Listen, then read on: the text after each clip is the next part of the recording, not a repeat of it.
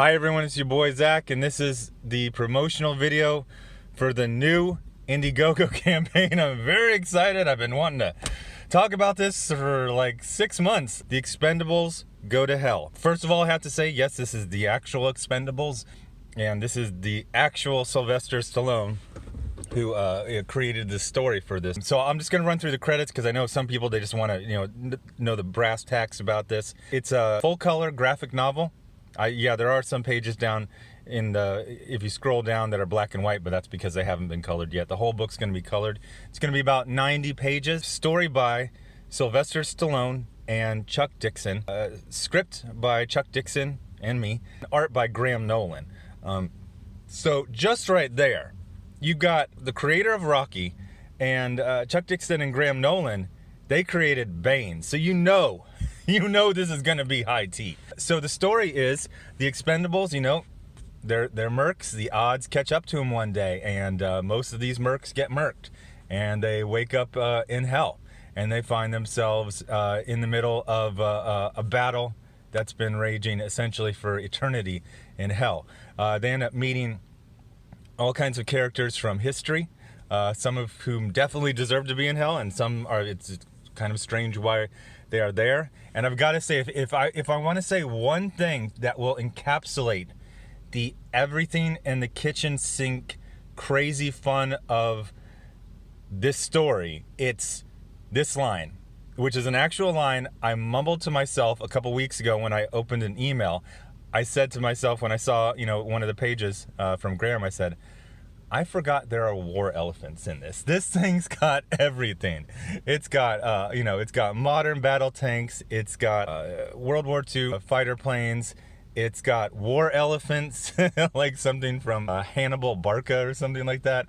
It's got, tons of historical figures in there. And it's got the Expendables, and there's freaking dragons in there. There's the devils in there. It is honestly the most fun thing I've ever seen. Chuck's scripts. It's got the main story, and then it's got a couple of side quests. This is a classic thing you do in team books. You kind of split the team up so that Graham doesn't have to draw 5 characters in every single panel. I wrote 2 of the side quests, and then Chuck wrote another one.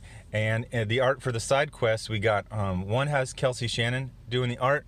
One has Jason Johnson, who did Team 7, one of my favorite franchises ever. Yeah, basically G.I. Joe, Team 7, Expendables are like my 3 favorite, and John Wick as well. Everyone knows Kelsey Shannon. Jason Johnson, who did Team 7 with Chuck Dixon back in the day. And then we got Butch Geis, who is basically drawn everything.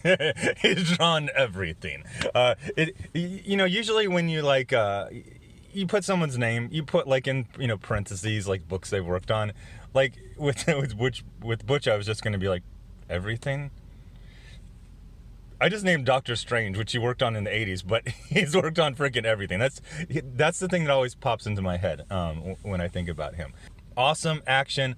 It is very funny. It is laugh out loud funny. Several times while reviewing the script, I was literally, I was like, LOL gets used so much that you say LOL and you go, no, it was a real LOL. Like I actually laughed out loud.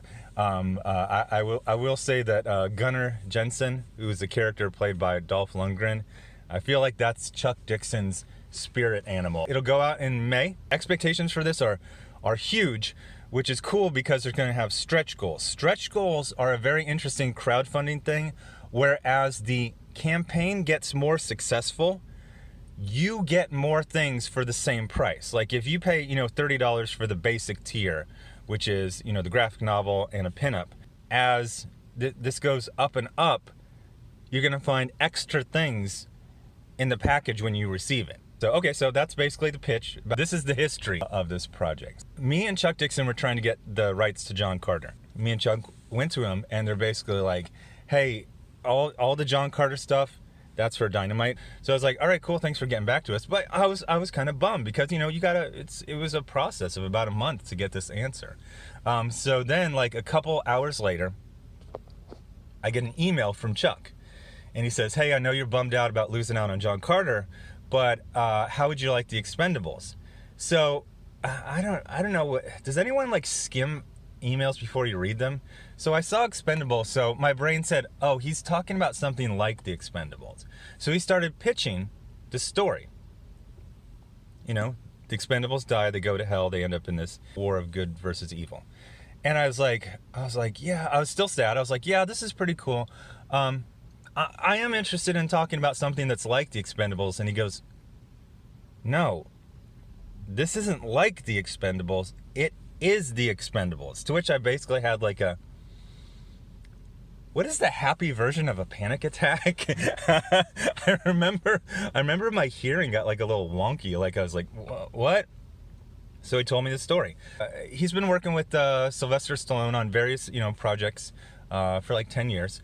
Chuck actually wrote the Expendables miniseries that came out when the first movie came out, and that one came out from Dynamite Comics. They've kept in touch. They've worked on all kinds of different projects, and Sylvester Stallone was always telling me, he's like, I got this idea for a sequel, but it's pretty crazy. The Expendables die and they go to hell. Him and Chuck were working out that story. And then Chuck brought it to me, and I was just like, oh God, I would love to promote this and be involved with it. So basically we took the story by Sylvester Stallone and Chuck Dixon, and then Chuck and I wrote the comic script. So he did the main story. I gave some input. The main story is his. And then I did a couple of side quests, and then it's all mixed up into one story. Then we got Graham Nolan aboard, which is like, that's like the package deal. When you get Chuck Dixon and Graham Nolan, the people who created Bane, like, it's gonna be freaking awesome. Honestly, every single, you go to people with jobs, and sometimes they're just like, you're really excited about it, but you pitch it, and the person's like, nah. There has not been one person that we've ever invited onto this project that wasn't ecstatic. Expendables movies, they've been around for about 10 years. They've been on, cable 1 trillion times. Man, if you're at the gym and on the TV in front of you when you're doing cardio and Expendables movie comes out, you're gonna lose at least a pound. They're like fun popcorn movies, and so everyone's like, geez, I've seen like the first one like 50 times on cable. Like, everyone's like, sign me up. Everyone is turning out amazing work, and they're so enthusiastic. The book is going to start with a 2-page summary with art by Aaron Alfici, who drew Jawbreaker's God King, and he's actually drawing the next book, Jawbreaker's Grand Bazaar, which is actually a prequel. So it's a 2-page summary of the Expendables, because you might be like some Gen Z kid. You're like, I was 5 when the first movie came out. It's like, don't worry, we got you. We got this awesome illustrated, 2-page summary of the team, explains that, and we jump straight into the main story. So obviously it's all been written. The main story, I think, is about 2/3 of the way through being done. Jason Johnson's side quest story, that's what I'm calling it. I mean, they're not backups, because they weave in and out of the main story. So I call them side quests. And it literally is. Some of them are actual literal side quests, like, go get something. Jason Johnson's one is already done. Butch is about to start on his, and then Kelsey's already started on his. So I would estimate the entire project is about, art-wise, probably about 55% done. The goal is to get it out in May. The extras are, there's going to be multiple covers. The main cover has art by Kelsey Shannon, and that'll be debuted probably in a couple days. Every cover is going to come with a French fold pinup. That's where you fold it twice, and it's like the same dimensions as a comic, so it gets adhered there. It shows up in nice condition. We got Billy Tucci doing one variant cover. We got Jason Johnson doing it's like an homage to Captain America #1. He's doing a cover. I'm doing a cover. And then Renzo Rodriguez, who did the Desolation Wave backup, I invited him to do, originally it was going to be a pinup, but man, he just, the enthusiasm people have when they work on this project is incredible. To me, it's really cool to have something like a franchise that lots of people like and get a lot of enjoyment out of, and then we're actually doing new things. It's not like comics as the sad sister to movies. It's like, hey, the movies are really cool. I think we can do something totally different in comics that will have like the fun of the movies. That was, you know, Sylvester Stallone's goal at the beginning. Let's really just amp it up, just really make it awesome. So if you look below, you're gonna see various pages. Some of them are like the full file. They're not cropped to what the page. So if you see like the coloring and then it kind of like fades out at the end, if you're like, that's a bold artistic choice. No, that's going to be chopped off. I just think it's cool to see like the process like that. You know, like, oh, how far out do they actually do the coloring if it goes to the bleed?